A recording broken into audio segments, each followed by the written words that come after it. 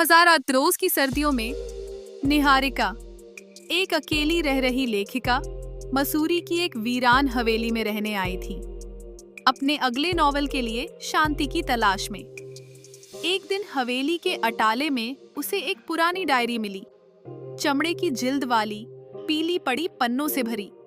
पहला पन्ना खुलते ही लिखा था, प्रिय आरव, अगर ये आखिरी चिट्ठी तुम्हें मिलती है तो जान लेना, मैंने तुमसे हर जन्म में प्यार किया है। निहारिका चौंक गई।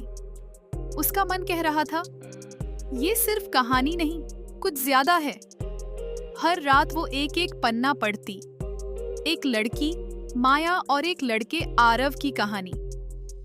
माया ने 1971 में इस हवेली में आरव से पहली बार मिलना लिखा था। आरव, जो आर्मी से लौट कर आया था। दोनों की मुलाकातें बरसात में, झील के किनारे और बरगद के नीचे हुआ करती थीं। हर चिट्ठी में माया का इजहार बढ़ता गया और हर पन्ने पर प्यार की गहराई उतरती गई। लेकिन डायरी का आखिरी पन्ना फटा हुआ था। कोई जवाब नहीं था, न आरव का न माया का। निहारिका का दिल इस कहानी से जुड़ गया था। उसी हवेली में रहकर वो माया जैसा महसूस करने लगी।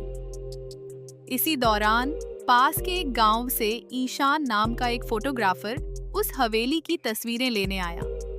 पहली ही मुलाकात में निहारिका को लगा उसे ईशान को पहले से जानती है। ईशान भी बार बार कहता, तुम्हारी आंखें बिल्कुल वैसी ही हैं जैसी मैंने बचपन में सपनों में देखी थीं। धीरे धीरे दोनों पास आए, किताबों, बारिश और चाय के कपों के बीच। एक दिन ईशान को हवेली में एक पुरानी फोटो मिली, 1971 की। फोटो में माया थी और उसके पास जो खड़ा था हूबहू ईशान जैसा था। पीछे लिखा था, आरव और माया, आखिरी तस्वीर। निहारिका को एहसास हुआ, ये कोई इत्तेफाक नहीं, शायद पुनर्जन्म सच था। शायद ईशान वही आरव था और वो माया। अंत में निहारिका ने डायरी में अपना उत्तर लिखा, प्रिय माया, तुमने कहा था हर जन्म में मुझसे प्यार करोगी। मैंने ढूंढा तुम्हें हर जन्म में और इस बार तुम्हें फिर से पा लिया। तुम अब निहारिका हो और मैं ईशान नहीं, आरव हूं। डायरी पूरी हो गई थी और अधूरा प्यार अब पूर्ण हो गया था। अंत। हवेली की छत पर चांदनी रात में ईशान ने निहारिका से कहा, इस बार वादा है, तुम्हें फिर कभी अधूरा नहीं छोड़ूंगा।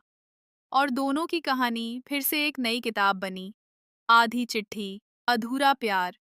लेकिन इस बार उसका अंत पूरा था।